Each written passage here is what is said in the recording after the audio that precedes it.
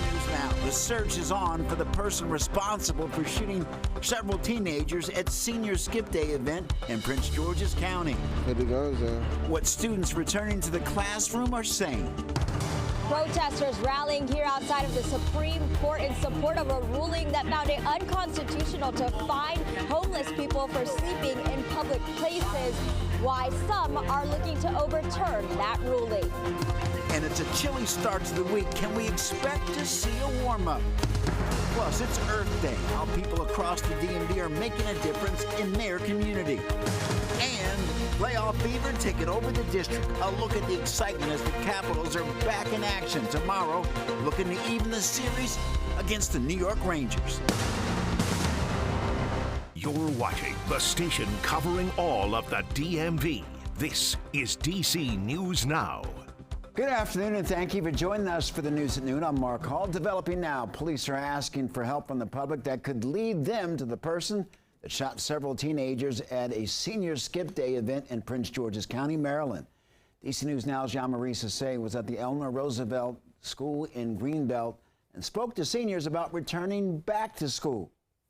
Yeah, that's right. Students are back in the classroom just a few days after a shooting that took place just down the street from Eleanor Roosevelt High School that left 5 teenagers in the hospital. Now, police are asking if anyone has any information to come forward so they can find the person responsible. Greenbelt police searching for any video footage or information that put 5 teens in the hospital after a Senior Skip Day event. It happened on Friday at Strom Hills Park. Hundreds of students from high schools across Prince George's County gathered at the park for a water fight. But things went left when someone started shooting and injured 5 teens. And now police are searching for answers. Now this comes just one day after a teen was arrested for planning a school shooting at a Montgomery County high school. As students in Prince George's County returned back to school today, many of them agree there's a gun problem and it needs to be stopped. It's crazy.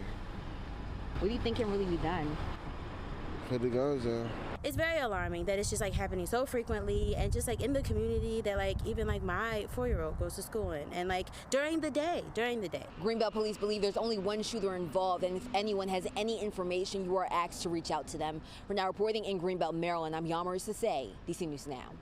Jean-Marie, thank you. New at noon, a vehicle is on fire in Montgomery County on the outer loop of the Capitol Beltway between University Boulevard and Colesville Road.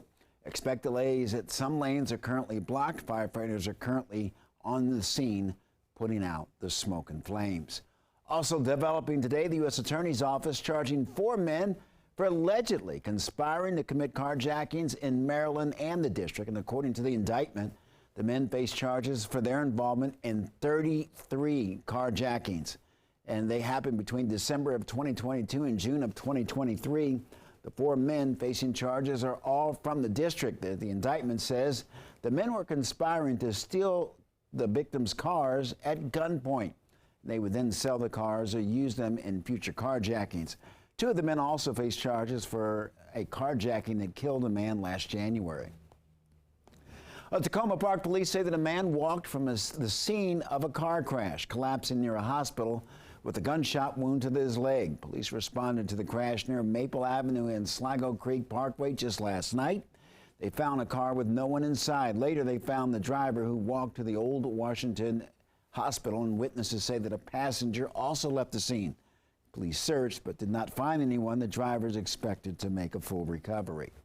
Well, DC police say that a 16-year-old is in custody after allegedly burglarizing the CVS in Navy Yard. It took place on New Jersey Avenue. This is video showing several people who appear to be children ransacking the store last Tuesday. According to police, the teenager faces charges for burglary, theft, and assault on a police officer. Also, when it comes to the case, police want you to take a good look at these suspects. They believe that they're connected to the incident. Anyone with information on these suspects is asked to contact police. Well, happening today, protesters are expected to rally outside the Supreme Court over one of the most significant cases surrounding homelessness in decades. DC News Now's Liberty Zabala has more. Well, some Western cities say that this ruling has tied their hands when it comes to getting growing homeless encampments under control. But protesters here say overturning this ruling essentially criminalizes homelessness. Protesters chanting and staging a die-in outside of the Supreme Court as it hears oral arguments in the case Johnson versus Grants Pass. The case at issue is Johnson versus Grants Pass. The Supreme Court will consider a challenge to a California court ruling that found it unconstitutional to arrest and fine people for sleeping outside when there are not enough safe shelter options available. Officials from the Oregon city of Grants Pass argue the court decision restricts them from keeping homeless encampments from taking over public parks and sidewalks. They say it has made it impossible for cities to address growing encampments that have become unsafe, unhealthy, and problematic for communities. But homeless advocates say local laws fining people for sleeping in public spaces makes homelessness even worse. They say homelessness is not a crime, and the solution is ensuring everyone has a safe and dignified home to sleep in. This is a case about whether local governments can punish with tickets and fines people who are unhoused and sleeping in public even when no adequate shelter exists. You can't just say somebody chose to be homeless. It's not a choice people are making. Circumstances create homelessness, and we have to look at those circumstances and try to reverse them. And the Supreme Court is expected to make a ruling by the end of June. For now, outside of the Supreme Court, Liberty Zabala, D.C. News Now.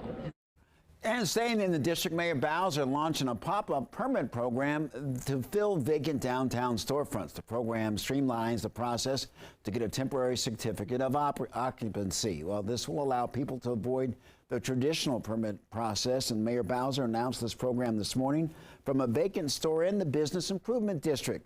The program is part of a $2.5 million budget supporting short-term businesses in downtown. All right, meteorologist Scott Sumner is in for Damon today, and he joins us with the latest on the forecast. Scott, it's quiet right now. The sun is shining. I guess we should just enjoy it. Mark, did you get up early enough to feel the frost out there or see the frost out there? I missed that, but when I walked out this morning, I was like, oh, okay, little cool, but I'm assuming that things are going to heat up a little bit. Yeah, and they are, Mark, as you see here. We're up to nearly 60 degrees here at this hour, 58 degrees and sunshine abound across the region out there. Yes, when we get to the Weather Watchers portion of this newscast at the bottom of the hour, I'll show you some of the reports, and some people did have a little frost out there this morning, and the same could be said for tomorrow morning, possibly, expanding a little further to the east. But right now, things are comfortable, and temperatures will climb into the middle 60s here from mid-afternoon right to about the dinner time hour here in the district, and then start to taper down once that sun sets, and we get back into the 50s here around 8, 9 o'clock in the evening. Satellite radar shows that we had around 6 o'clock this morning across southern Maryland. Some cloud coverage out that way, but those clouds continue to pull in towards the Delaware region, and so right now we're looking pretty much bright and sunny, a fairly decent afternoon out there. Like I said, temperatures will climb up into that low to mid 60s range across many areas of the not only the district, but into Maryland and into northern Virginia, as well as the eastern panhandle, West Virginia this afternoon. So I know D.C. is a big biking city, a lot of bikes out there.